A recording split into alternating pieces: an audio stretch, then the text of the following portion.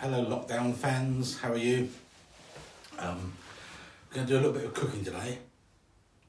It's come to my attention through various things that some people are struggling with cooking, being by themselves and not being able to get out to restaurants and takeaways as much.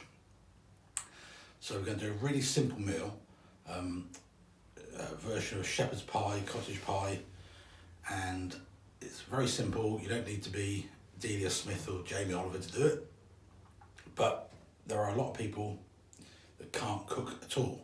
There's nothing to be embarrassed about. It's fine. We're going to just go through this slowly together and you'll be able to make a nice pie for yourself, for your family, whoever. A little note on this, in fact, I'll put a timestamp at the bottom. If you want to get past the ramble, you can just skip straight to the cooking. So it'll be around here somewhere about now. So, some years ago, my, I suppose you call mother-in-law, Babarovitsa, she came for dinner here and I made her a cottage pie. She quite enjoyed it and she asked what the meat was in it. And I said, well, it's cottage pie. I said, so it's beef in there. And I said, and I explained that cottage pie was beef and that shepherd's pie was made of shepherds. So, because she doesn't really speak English, so it was quite amusing. But after the translation went through and she gave me that look of like, my daughter's going out with a complete idiot, she accepted that shepherd's pie was lamb and that cottage pie was beef. But she said that what she would do was mix the two together. Now, I did sort of look at her a little bit strange and think, well, that would really not be very British at all. That would be some weird Shepttage pie. And some weeks later, I went to her house and she cooked me a Shepttage pie. And it was actually very nice. So I came home, slept on it for a little bit and thought, cottage pie, shepherd's pie. If you were to mix the two meats together, it would be Shepttage pie. So, credit where credit's due, here's my recipe for Shepttage pie. Now then, I need to get some ingredients from the allotment. You don't need to have an allotment to get the ingredients. You can perfectly happily go and buy vegetables from your local supermarket, greengrocer, if you're lucky enough to have a greengrocer. And I suggest you do, because this time of year it's difficult to have something from the allotment. But I'm going to pop up, I've got carrots at the allotment, so I'm going to quickly pop up there now and grab some. And I've got to use potatoes from the supermarket, some out potatoes and other bits and bobs. By the way, see you in the kitchen after we've been to the allotment. Be back shortly. Just going to finish my tea and biscuits, so I'll get up there. Azerbaijan chai. Right, speak to you later. Thank you for joining me today, tabloid voiceover man, as we spot Wayne arriving at the allotment for the first time in absolutely ages. Of course, his male modelling career has taken a bit of a dive since the COVID lockdown, but I think we can all agree that he still cuts a dashing figure in his 20-year-old Marks & Spencer's coat, flannel shirt and urban grey North Face trousers, setting off this ensemble with a lovely pair of muck boot Wellingtons. Absolutely stunning. Good to see him out and about again. He's probably enjoying having 100 subscribers on his YouTube channel. Okay, folks, we're back from the allotment. I've got some carrots. You'll see in a moment that they're broken, but I'll explain why in a second. Anyway, you're going to need some sort of pan to cook it in. I like to use this deep one just so I don't make a mess. And you're going to need a drop of oil just to fry off some onions in this pan. And then you're going to need other ingredients, which are over here on the other side of the kitchen. And here are the main ingredients you'll be needing. You'll need some potatoes to make mash to go on the top. You'll see, we'll go through the whole process later. These aren't the best potatoes. They're not from my allotment, they're from the shop. We're just going to have to make do. That's all I've got left at the moment, so that's going to have to do. You want a nice thick layer of mash on top of your Shepttage pie, so that the gravy and liquid doesn't bubble up through it. These are the carrots. These are from the allotment. You just see me pick them. You've got a little bit of carriage root fly in, so you know we are in that hungry gap. We're getting towards the end. As I said, I managed to fall over exiting the allotment and smashed all my carrots up. So there you go, idiot. You'll need a couple of onions. Here's one that I saved from the other day, so it's been partially prepared. You want that finely chopped. I'm going to have to skin and peel this one. You'll obviously want some meat. Now you don't need necessarily beef and lamb. You can do it with one or the other.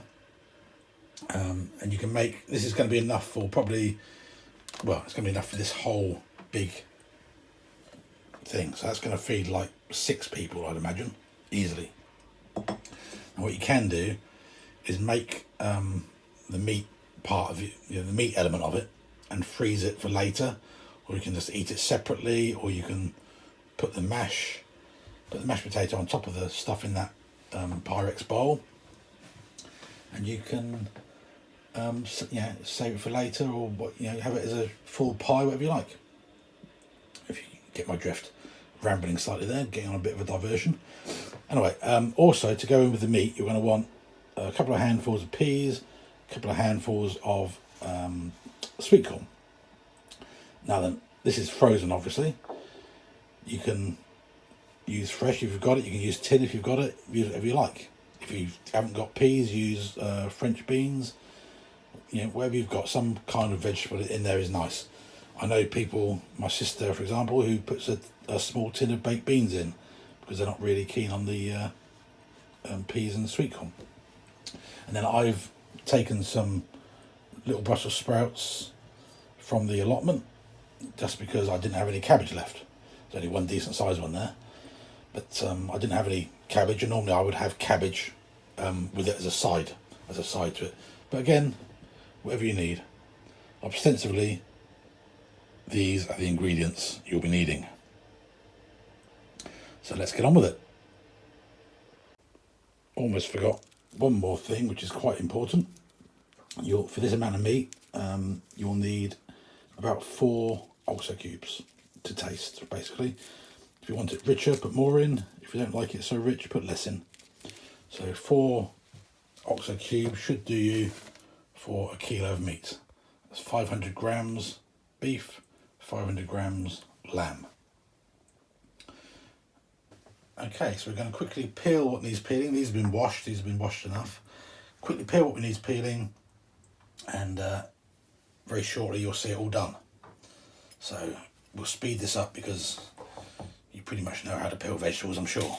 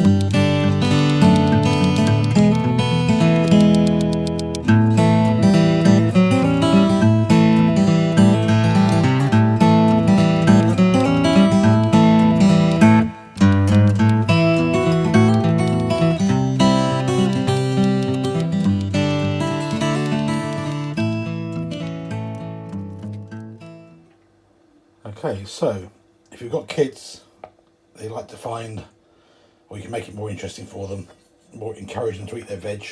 You can make some star carrots to go in there. Doesn't work so well with adults, but there you go. This potatoes are going to go in a pan of water just to keep them a bit fresh. They weren't the best, were they? And we're going to just crumble these in a second. We're almost ready to start. So we're going to fry the onions, pop the meat in, pop the oxo in. In the meantime, we'll start boiling the potatoes. The last things we'll pop in is the vegetables, the carrots, and the peas and the sweet corn. So let's carry on.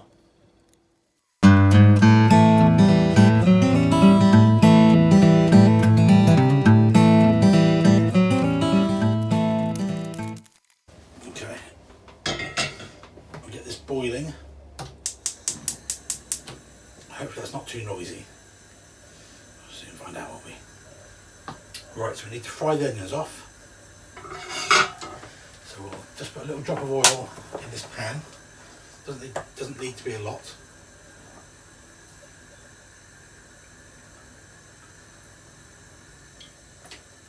Just barely covering the bottom of the pan. We can always put more in.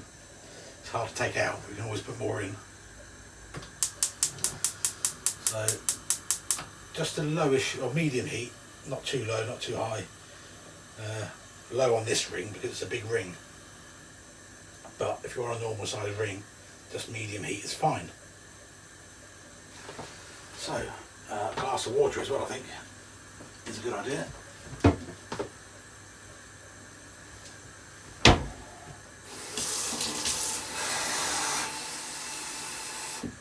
For me, not you. Or you can have one as well if you want. Right, so that's going to start getting warm. You're going to pop our onions in. You put them in now, it's fine, before it gets too hot. Much easier, you see, to have everything ready just to go, to have it all at hand in a little bowl like that. It's perfect. We need something to stir that with. Use this one.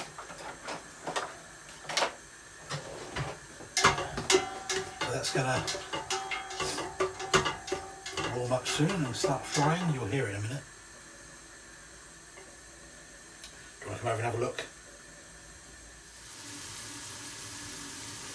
Okay, so it's starting to fizz there a little bit, look, in the oil.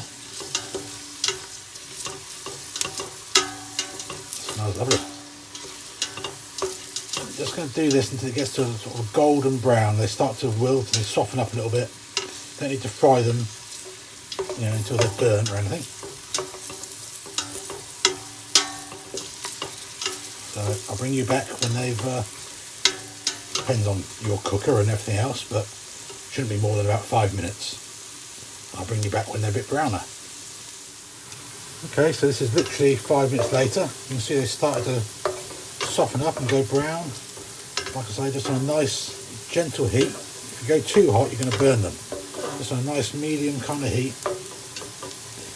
Just stir them, let them sit for a while. You get the idea.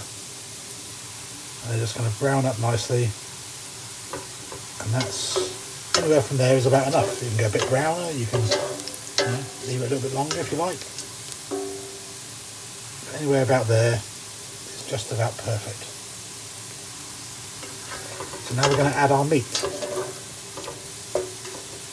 So I'll put you back over on the other side of the room and we'll pop the meat in. Same kind of deal with the meat. We're just going to pop it in on top of the onions there. Paper off, don't do that. You hear it sizzling. I'm just going to move it around. It's on top of the onions. Just going to move it around, turn the heat down a little bit.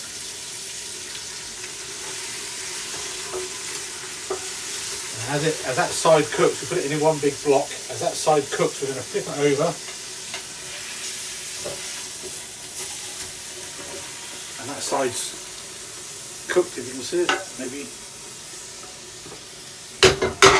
scrape off the stuff that's cooked.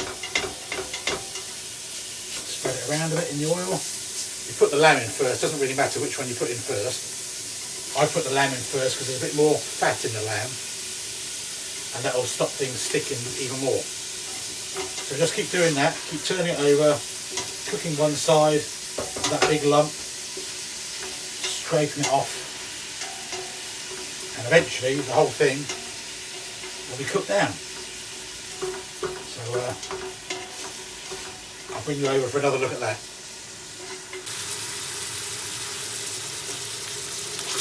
So this is the process you can just keep repeating. Just going to let the meat cook on one side, break up the lumps so it all cooks, and occasionally we can flip them over. Oops. Not easy one-handed, and just scrape off this stuff, cooked stuff, and let it carry on. And do that with both lumps of meat.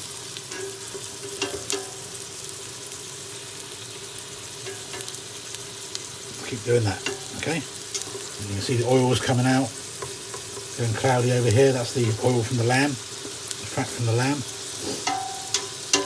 We're going to keep doing that, okay?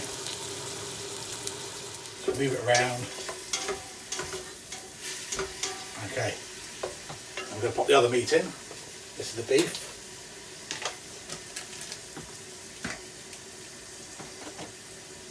Break off. Blood everywhere. That's not good, is it? Clean that properly later. Don't want that left on the counter. Alright. Same thing. Just going to let it brown off and turn it over and scrape it off and brown it off. Pretty simple.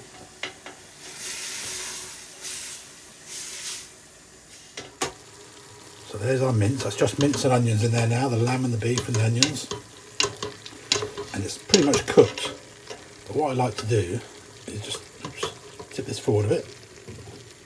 And you see that liquid at the bottom? Well, that's when it's really brown, that's just water. You see the brown element? It's a bit steamy, isn't it? Extensively, you're going to just cook that off. If we end up with too much fat left, we'll drain it. But at the moment, we're going to try and incorporate that into the flavour of this particular Shepttage pie. Okay, so we'll see how we get on. I'll bring you back and have a look when we reduce that a little bit.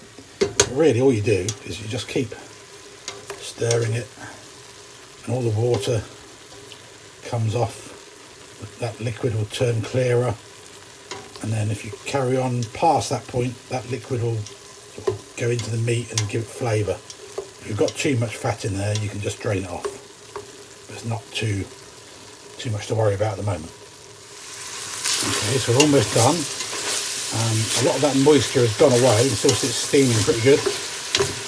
Mostly down, just a bit of fat left now really. So let's tip it up and see what it looks like. You'll notice the brown's gone away. I think it's more, not quite clear, but it's more of a liquid without the brown sludge in it. I'm going to persevere. Frankly, it's on the verge of me thinking just to drain some of that fat off. But I'm going to persevere and try and cook it into the meat, just because it gives it a bit of flavour.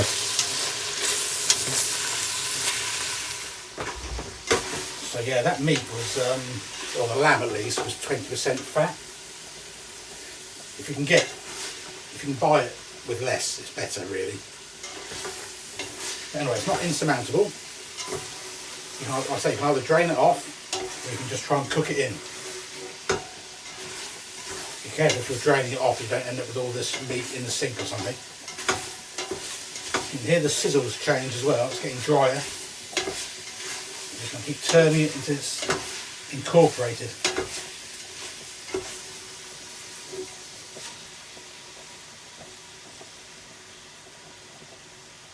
You can take my word on that, there's almost nothing in there now.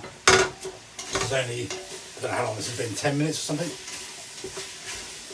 So anyway, we'll quickly drop a bit of water into there. We'll use this glass because we're amongst friends.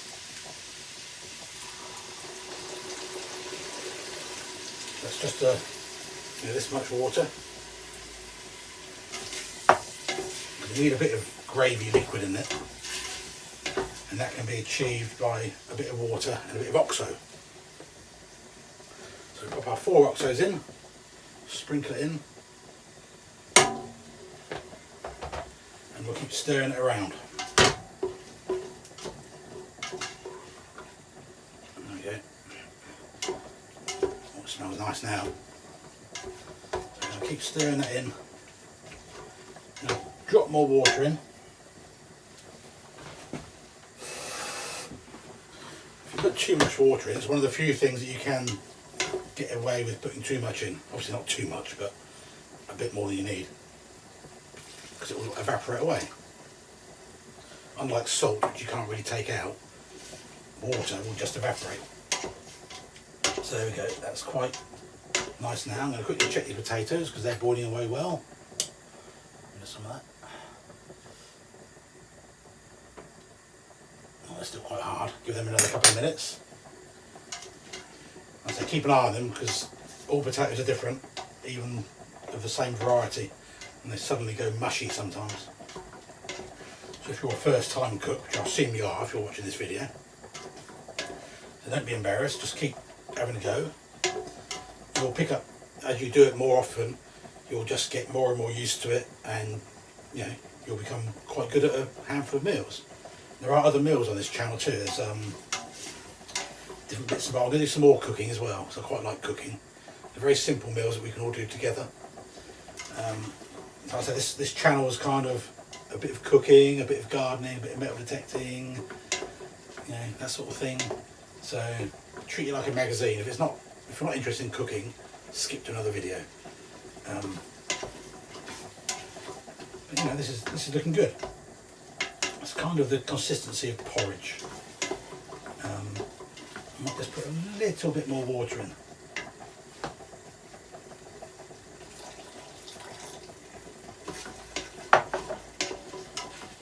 Okay, that's plenty. Right, I'm going to pop the vegetables in and let them start to cook. So in goes the carrots. I chopped some of those carrots into, I mentioned this before, into star shapes for the kids. Because kids like to encourage them. Pop our frozen veg in as well. That's going to cool it down a bit. That's fine. Stir that in. Shall I come and have a look? Okay, so our veggies are in, look. They're going to cook in the little bit of liquid in there, in the steam. You see there's a bit of liquid in there. Yeah. So there we go. It doesn't need a lot of cooking now. The meat's cooked really, and you know the vegetables won't take long. So you know, a few minutes just to get the consistency right. And what you want to aim for is when you put it in your Pyrex bowl, you can eat it like this. Once it's cooked, you can eat it like this and put the mash on the side. You don't have to do the whole thing. What you want is a little bit less liquid than this if you're going to do it as a proper Pyrex bowl pie. Because what you don't want is this liquid bubbling up through the mash. So if you have it just so that when you put it in your bowl like this, so the liquid is just not pooling on the top, that'll be about perfect. As I say, once you've done it a few times, you'll realise you'll get there and it'll be easier. First time you do it, your mash might be too watery, or you know, your base might be too watery, but it's still edible. You can still eat it. You're not going to destroy anything. Let's check the spuds again. These can go very suddenly. Oh, they're not far. Okay, let's pull one to the edge, and yeah, they're getting there. Literally 2 more minutes, and I think they'll be done. Okay, I'll bring you back in a second. Probably takes about 8 minutes for the carrots to go a bit soft. But if you make it, so if you're going to eat it as a side with the potato and the meat separately, cook this a bit longer because you want to make sure that it's nice and soft, all the vegetables. Unless you like really crunchy carrots. So let that cook nicely. But if you're going to do it in the oven, if you're going to brown the top of the mash off in the oven, that's going to be cooking for another sort of half an hour in there. So you can make this, you can save it, just put the mash on top and then warm it up the next day. You can reheat it. Yeah, it's all good stuff. It's very simple, very good thing to have in your arsenal of recipes. So I think these are probably done. One more little check. Yeah, they're about done, I think. So we'll turn that off and drain those off, and we'll come back to those and mash them up.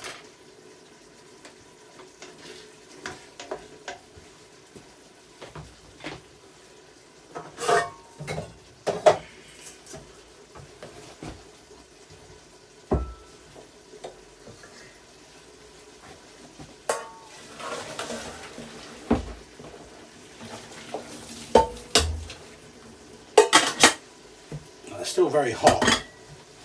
They're still very hot, so they're going to somehow carry on cooking. So what I like to do to make nice fluffy mash is just let the steam come off, let them dry out a little bit. You can probably see steam, it's very steamy in here, probably floating all in front of the camera. Anyway, so let those just dry off like that. It's not a big deal, it doesn't matter if they go cold, they're going to warm up again when you cook them. So this is pretty good, I think. This is somewhere near. Yeah.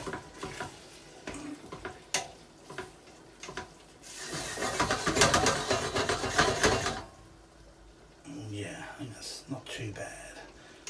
A few more minutes. A bit more of the moisture out. Like I said, we don't want it too wet when we put it in the Pyrex.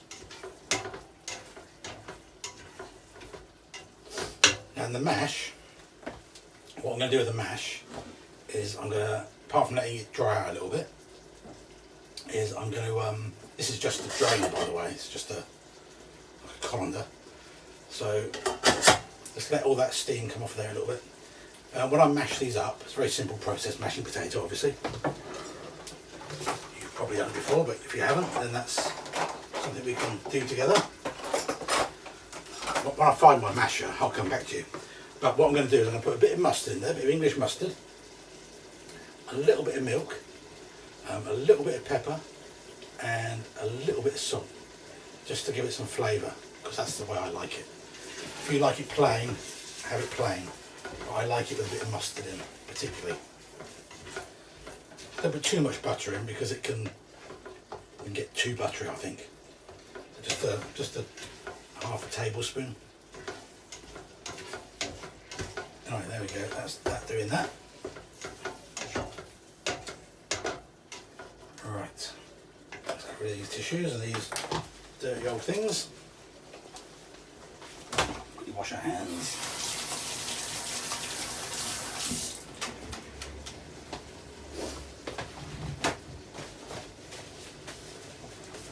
Glasses.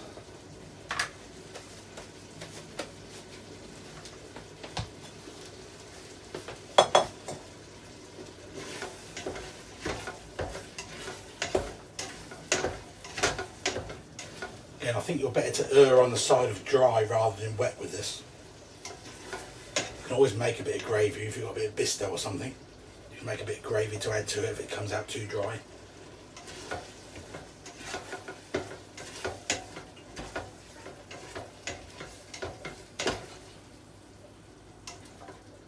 Somewhere near. Right, turn the heat off.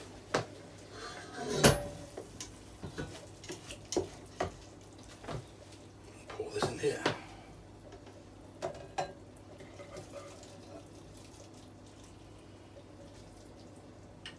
So if you don't want to, you can just freeze this now. Once it's cooled down, you can put this in some containers and freeze it and save it for a meal. If you're by yourself, if you live by your own, and you don't want to have a kilo of shepherd's pie, you can always just break it up into portions and do it later. Do individual portions of mashed potato and stuff. Just spread it out a little bit.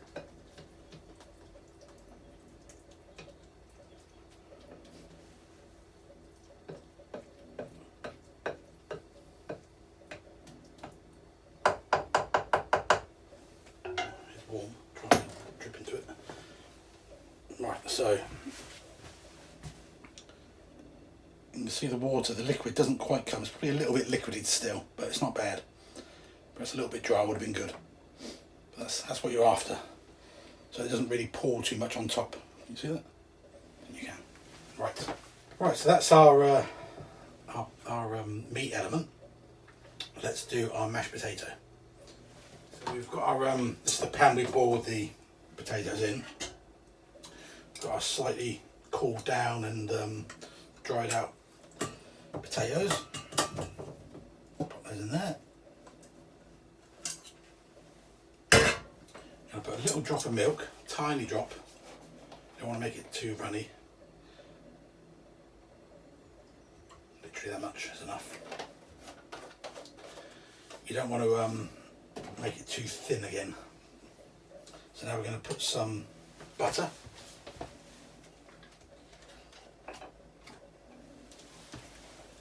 About that much is enough. Just helps it brown, the milk and the butter. Just helps it brown when we put it in the oven. And now the secret, mustard. Nice dollop of mustard. That really gives it a bit of flavour.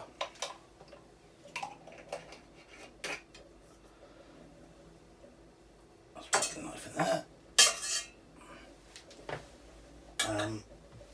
Now I like to give it a little bit of salt and pepper. Don't want it too crazy, but just a sprinkle of salt. You can always add more salt when it's on the table, so don't go too crazy. And if you don't like pepper, if your kids don't like pepper, your husband doesn't like pepper, your wife doesn't like pepper, give them it on the table and let them make their own choice, but I like it, so I'm putting it in.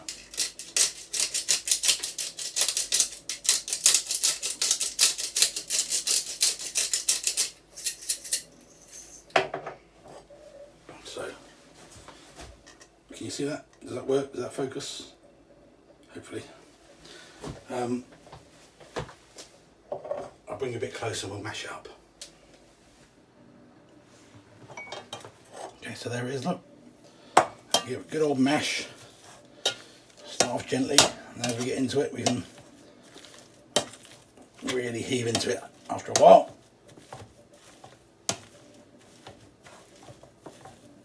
Simple as that.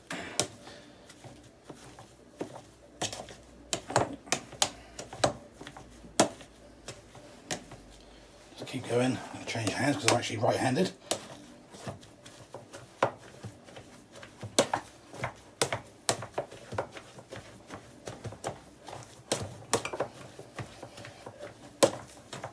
Okay.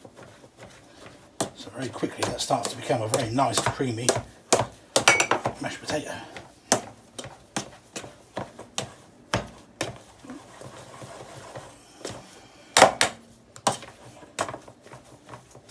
Smells lovely too, that mustard in it.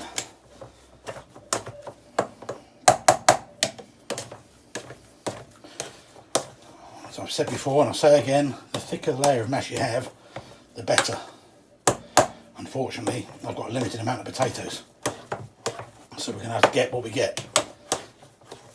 A thicker layer of mash stops the gravy coming up through and ruining the effect. But it is what it is. We've got what we've got. You saw how scabby those potatoes were. We had to dip quite a lot of the nasty bits out of it, so we had even less potatoes. So I hope we've got enough. There we go. That's nice creamy mash, really. I think you'll agree.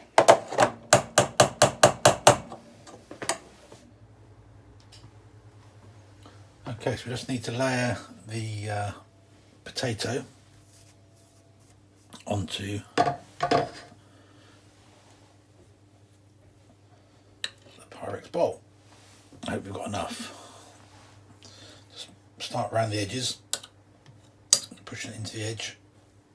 Sometimes a dab of water just to help smooth it. Just trowel it in there around the edge.